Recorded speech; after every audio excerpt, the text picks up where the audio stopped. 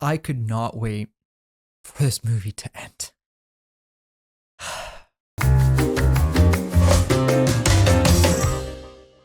Hello, everyone. I hope you're all having a wonderful day today. My name is Dalal, and welcome to Popcorn and Soda, the show where we discuss all things movies, pop culture, and so much more. As always, I want to thank each and every one of you for making me a small part of your day.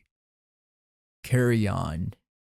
The winter, Christmas, and Netflix yearly release of such movies starring Taron Egerton, Jason Bateman, Sophia Carlson, Dean Norris, Theo Rossi, a film that is set in LAX on Christmas Eve that follows the life of a TSA officer who feels like he is in a rut. He is expecting soon with his girlfriend, who also works at the same airport, played by Sophia Carlson. And he wakes up one day and he's like, today is the day that I'm going to decide to take charge of my life and actually put forward an effort in my job. We find out that Taron Egerton's character once applied for the police academy. He didn't get in and he kind of just gave up on that dream. And that's where the problems with him and Sophia Carlson start in the beginning, where she's like, you should follow your dreams, go after them, chase them, don't let one rejection bring you down. And of course, on the busiest day of the year, this character decides that today is the day. And he asks Dean Norris, who is, of course, Hank Schrader, good old Hank from Breaking Bad, his manager, to give him an opportunity to work the belts to prove himself. And that is where our story kind of begins. That is where we meet Jason Bateman's character, who is this villainous bad guy who, bad guy from the 90s who happens to fall pretty much into Taron Egerton's character's lap because they were originally trying to get a hold of someone else. And they did all their backstory, everything on the other person who was supposed to be on the belts that day. But then since good old Taron decided to take charge, they were then kind of just left dealing with him. So that's where the movie begins. And that's what the movie's really about, in which there is an earpiece that Taron Egerton is given by a customer, I guess, a client, I don't know. And throughout the movie, there's a communication back and forth where Jason Bateman tells Taron Egerton that there's going to be a bag that's going to come by your belt. It's like, the TSA belts where they can see what's inside. And your job is going to be to do nothing and just to let that go. And we find out throughout the movie there is some very crazy, hazardous, dangerous stuff in that belt, in that bag. And that is where the dilemma begins for Taron Egerton, in which he has to decide if A, he needs to protect himself and his girlfriend who they've threatened, or let this go and potentially risk thousands of lives. It sounds like a plot from the 90s movie, right? And that's what I felt like when I was watching this, for better or for worse. So let's talk about the things that I liked, as always, and we'll talk about the things that I didn't like as much, and then we'll talk about who this movie really is for. What did I like? I liked the throwback vibe of this movie. It really felt like the movies from the 90s where there's crazy thriller action, almost kind of like a Speed, but inside of an airplane and an airport. It was one of those kinds of movies where it's simple. There's a good guy, there's a bad guy. You don't know who you're rooting for. The bad guy is kind of suave and cool, but at the same time, you're rooting for the good guy as well. So I like that. I miss movies like that. I really have.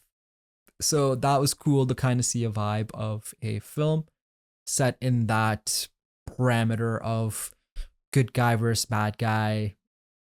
The communication between them is something that I really enjoyed. I really did. Jason Bateman played a good role in this movie as the villain, and more importantly, the back and forth between these characters through this little headset was really cool.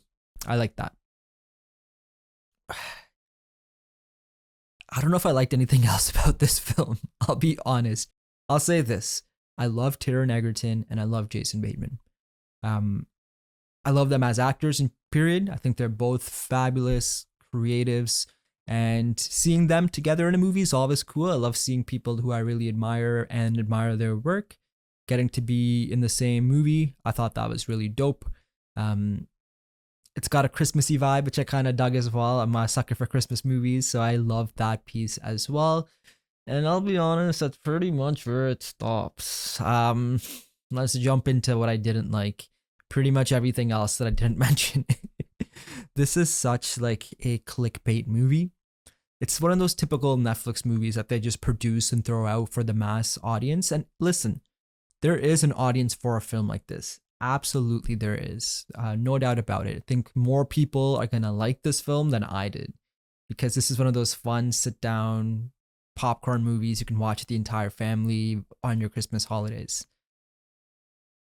Sophia Carlson was so flat in this movie. Oh man, I'm sure she's a great actress, but just the writing did not service her at all. I thought she was definitely miscast in the role as the girlfriend who's trying to be there for Taron Egerton to support him. I was such a central character in the movie. Didn't like. There was a couple FBI agents that get involved in the movie that try to figure out who this Jason Bateman character is, and I did not like that. I thought they were so miscast. And one of them, I forgot her name. She's so talented. She was in The Piano Lesson, which ironically is also a Netflix movie, and I absolutely believe she deserves an Oscar for her performance in that movie. But in this movie, she just felt miscast. The story was kind of like just like cut up and just bam, bam, bam, bam, bam. It's like this guy was a TSA officer. Yes, we get it. He wanted to be a cop. Yes, he ran track in high school, but we're expected to believe he is now like a superhero running through the airplanes, running through the airports, trying to resolve this crazy situation. Uh, just it just felt absurd, the story for me. It really did. And I think that's largely to blame on the direction of this film. The director of this film, he's directed numerous Liam Neeson movies. We all know what that genre is like. He's done a lot of movies with The Rock recently, like Jungle Cruise, Black Adam, stuff like that. Forgive me, I don't know how to pronounce his name, but so I'm not going to attempt to butcher it out of respect.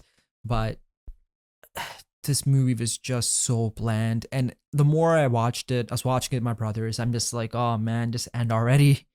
It got to a point where you're too deep into a movie and you're like, I can't stop now. I gotta finish the rest of it. So we powered through the rest.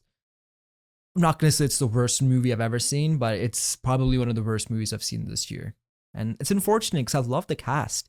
And I love Taron Egerton. I thought he was good in this movie, but the movie just felt like a 90s movie, but not a good 90s movie. It felt like a parody of a 90s movie. But that's just me, right? So it kind of brings us back to who would I say this movie is for? And for all of our new viewers watching for the first time, number one, welcome. And the way I rate movies is not on a number scale, a star scale. It's one of three things. Is this a movie theater movie? Is this a streaming movie? Or is this like a rainy day movie where you can't find anything? You're like, oh, whatever, forget it. Just throw it on and then you'll be on your phone half the time. Well, literally, it is a streaming movie. So I will say this is a good streaming movie because I would not pay to go watch a movie like this in the theater. I really think there is an audience for this film. As much as the negative I've said about this film, I do feel that the mass audience, like I said earlier, will enjoy this film because it's like a fun, like, movie about a good guy trying to make the right decisions who's caught up in a bad situation. And it's in an airport. Most people have flown. We all know especially if you've flown during the holiday season, how chaotic it can get. But I just think that's it. I don't say that this is a rainy day movie because I really, I do feel that a lot of people will like this movie, but I just didn't. It did not click with me at all. And it was just like it was one of those things that you just forget about literally a minute or two after it's done because you were so annoyed at it. It had great potential. Don't get me wrong, it absolutely did. And like I said, I really enjoyed the back and forth between Bateman and Egerton. I thought that was the highlight of the movie. But it was just like, come on. It was made for a mass audience. And I get that.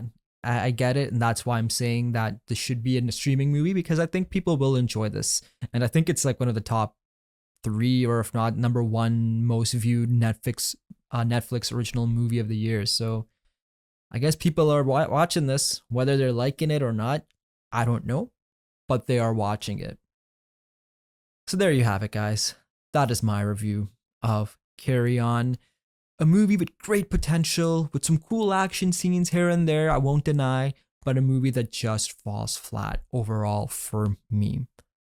More importantly, what did you guys think of this movie? Comment below and please do share your thoughts on Carry On. As always, I'd greatly appreciate it if you can take 1 minute out of your day to hit that like button, hit that subscribe button, give this video that little bell notification, and check out some of the past videos. I'd love for your brand new eyes on this new channel that hopefully I can have you as a subscriber going forward. On that, wishing you all a Merry Christmas for those who celebrate it. Happy New Year to everyone who is watching this. And I will see you next time on Popcorn and Soda.